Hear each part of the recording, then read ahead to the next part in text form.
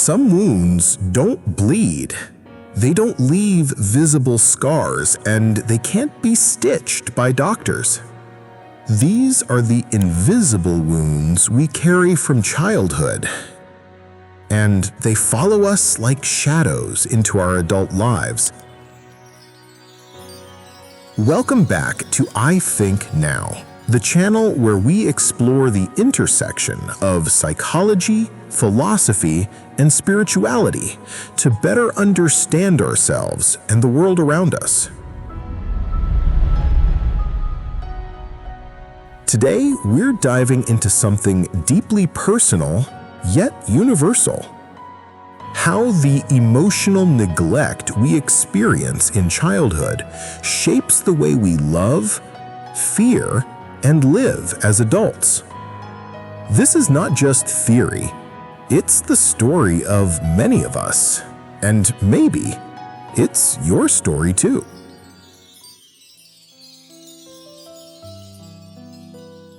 There was once a little boy named Sam. He was sensitive, thoughtful, and curious. When he was 5 years old, he tried to show his father a drawing he had made. A colorful picture of the sun rising behind a mountain. His father, tired from work, barely glanced at it and muttered, "Not now." Sam put the drawing away. When he cried after being bullied at school, his mother told him, "Stop being so weak. Boys don't cry." When he felt scared at night and asked for comfort, his parents told him he was overreacting. So Sam learned something dangerous, something that many children silently learn, that his feelings didn't matter. Fast forward to adulthood. Sam is now 32. On the outside, he's successful. He has a job, friends, even relationships. But deep inside, he feels a constant emptiness. He struggles to trust people, pushes away those who get too close, yet feels terrified of being abandoned. He doesn't realize it, but he is still carrying the invisible wounds of his childhood. Maybe you see yourself in Sam. Maybe you recognize someone you know. Or maybe, as you listen, you're realizing the shadow of your own story.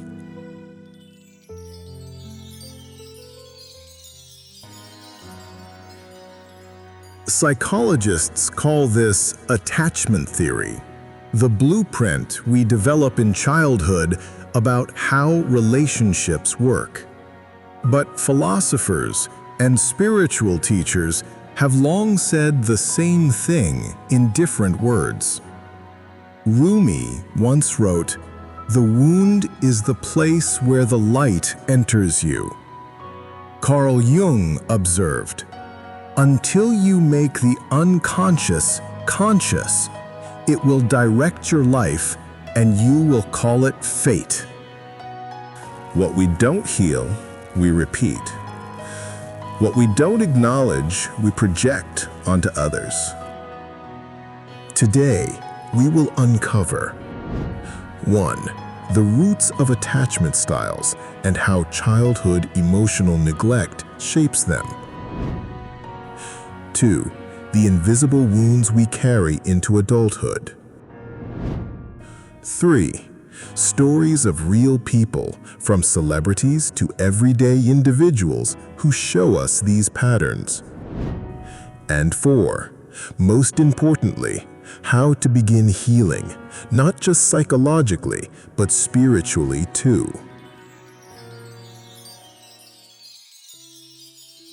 Imagine this.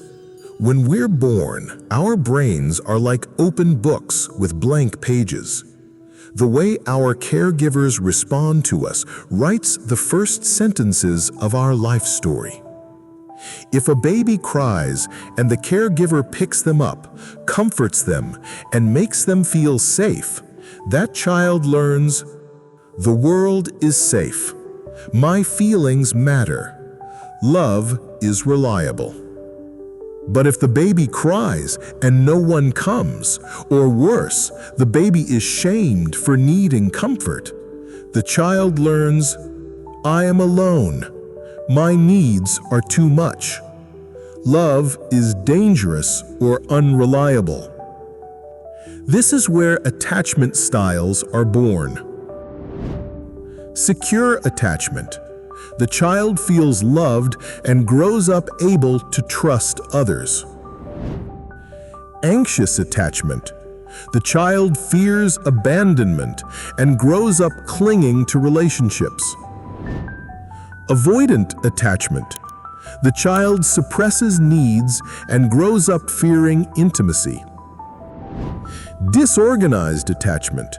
A chaotic mix of both, often from trauma or unpredictable caregivers.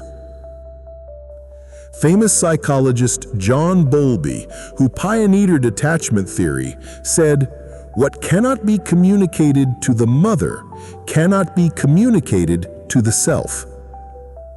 In other words, when our emotions are dismissed in childhood, we lose the ability to fully understand ourselves as adults. Think back to your childhood. When you were sad, how did your parents or caregivers respond? Were you comforted or told to toughen up? When you were happy, did they celebrate with you or ignore you? Did you feel safe to share your true feelings? These questions are not easy. They can stir pain, but awareness is the first step toward healing. Because if we don't look back at the blueprint, we'll keep repeating the same design, even when it hurts us.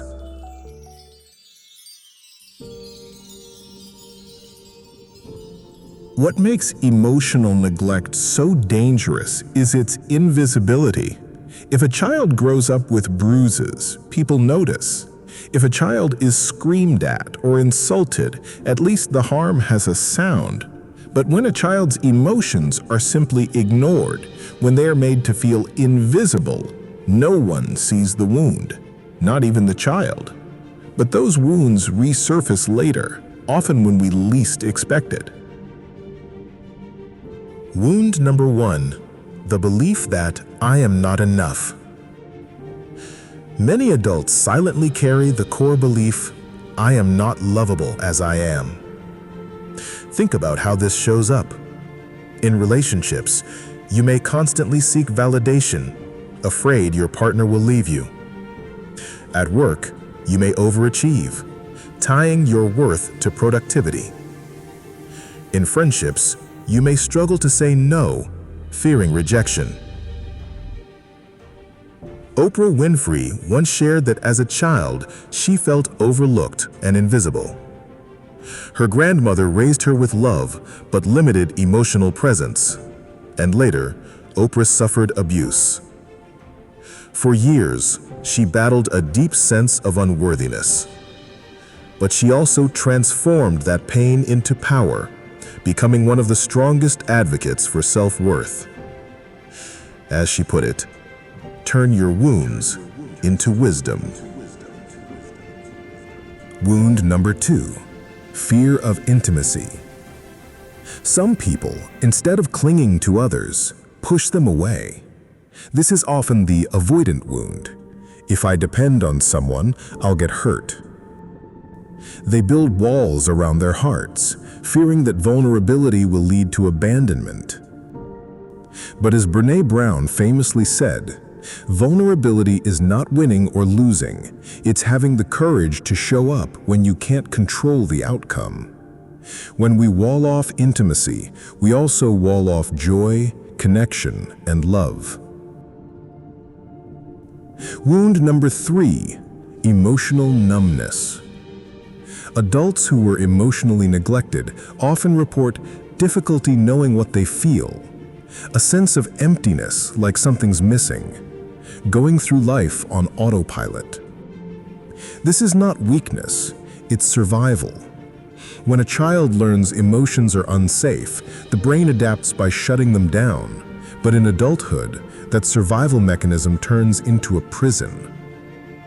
Viktor Frankl, Holocaust survivor and psychiatrist, wrote in Man's Search for Meaning, An abnormal reaction to an abnormal situation is normal behavior. If you learned to shut down your feelings as a child, it was normal. But now, as an adult, it keeps you from fully living. Wound number 4, the cycle of repetition. Here's the haunting part. What is unhealed tends to repeat. The anxious child grows into an adult who unconsciously chooses partners who abandon them. The avoidant child grows into an adult who chooses partners who are emotionally unavailable. The neglected child often becomes a parent who struggles to express love. Not because they want to suffer, but because the psyche is always trying to recreate familiar patterns, hoping this time it will end differently. Carl Jung captured this perfectly. Until you make the unconscious conscious, it will direct your life and you will call it fate. Behind the glamorous image of Marilyn Monroe was a child who grew up in foster homes, abandoned by her mother. She once said, "It's often just enough to be with someone. I don't need to touch them, not even talk. A feeling passes between you both. You're not alone." Her desperate longing for love, combined with fear of abandonment, haunted her relationships. She became a symbol of beauty, but inside she carried invisible wounds from a neglected childhood. Her story reminds us, fame, money, or external validation cannot heal inner emptiness. Healing must come from within. Psychology gives us terms like attachment and trauma. Spirituality gives us another word, shadow. Carl Jung defined the shadow as the parts of ourselves we repress or deny. Childhood neglect often creates a large shadow, the unacknowledged grief, anger, and longing we push down. But here's the paradox. It is by facing the shadow that we find the light. The Buddha once said, "In the light of awareness, everything becomes sacred." When we turn toward our invisible wounds with awareness, compassion, and courage, they stop being chains. They become teachers.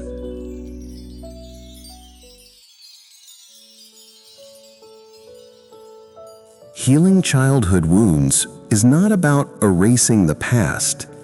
It's about reclaiming the parts of ourselves that were silenced, ignored, or shamed. Inside each of us lives the child we once were. That child never truly disappears. If that child was unseen, unheard, or unloved, they still wait for us as adults to finally notice them. Step 1. Awareness. Naming the wound. Dr. Jonice Webb, author of Running on Empty, explains, when your feelings are ignored or dismissed in childhood, you grow up with a deep sense that something is missing. But because it is invisible, you don't know what it is. You just feel empty. So we begin by asking, what was missing in my childhood? What emotions was I not allowed to express? When I feel triggered today, what old wound is being touched? Maya, a 40-year-old woman, always felt too much. Her parents often said, "Why are you so sensitive?" As an adult, she feared rejection and apologized for existing. Her turning point came when she began journaling as her younger self. She wrote, "Dear Mom, dear Dad, this is how I felt when you ignored me. At first, her words were angry. Then they became grief. Finally, they became compassion. Through writing, she gave her inner child the voice she never had. Step 2. Self-compassion, reparenting the inner child. Awareness is not enough. Healing requires gentleness. Dr. Kristen Neff, a leading researcher, teaches 3 steps of self-compassion. Mindfulness. Acknowledge the pain without judgment. Common humanity. Remember, you are not alone. Many share this struggle. Self-kindness. Speak to yourself as you would to a child you love. Spiritual traditions echo this. In Buddhism, metta, loving-kindness meditation, involves silently repeating, "May I be safe. May I be happy. May I be loved." Step 3. Rewriting the narrative. Our childhood wrote the first draft of our life story. But as adults, we can rewrite the script. Instead of "I am unworthy," we say, "I am enough." Instead of "my feelings don't matter," we affirm, "my emotions are valid and sacred." This takes practice, but each repetition rewires the brain toward healing. Khalil Gibran in The Prophet wrote, "Your pain is the breaking of the shell that encloses your understanding." Our wounds are not punishments, they are invitations. From a spiritual perspective, the pain of neglect is the fire that awakens us. It pushes us to seek meaning, truth, and love. Practical healing practices. 1. Therapy. CBT, IFS, EMDR. 2. Mindfulness and meditation. Loving kindness, breathwork. 3. Safe relationships. Friendships and communities where you are seen. 4. Creative expression. Art, poetry, music, letting the inner child play. Close your eyes. Picture your younger self. Look at their face. Now whisper, "I see you. I hear you. You matter. I love you." Even if it feels strange, this practice plants seeds of healing. Healing is not a straight line, it's a spiral.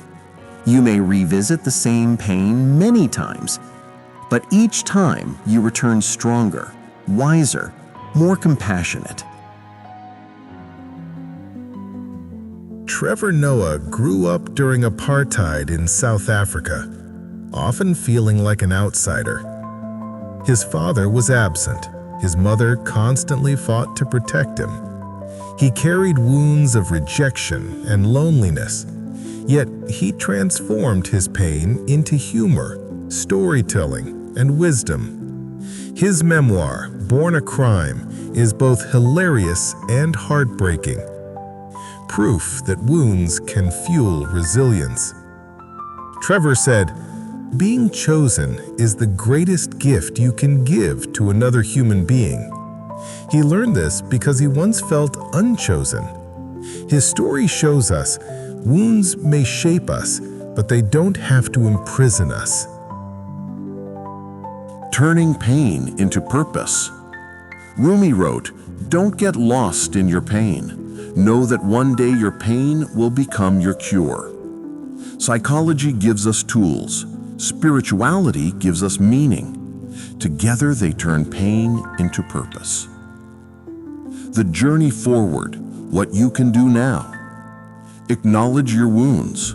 Awareness breaks silence. Practice self-compassion. Small acts of kindness are medicine. Seek safe connections. Healing happens in relationship. Reparent your inner child. Give yourself the love you needed. Think of the child you once were. What would you say to them now? Maybe, you are enough. Maybe, I will never leave you. Maybe, I love you. Hold those words close. Repeat them often. Leonard Cohen wrote, "There is a crack in everything. That's how the light gets in." Your wounds may have left cracks, but those cracks are not the end of your story.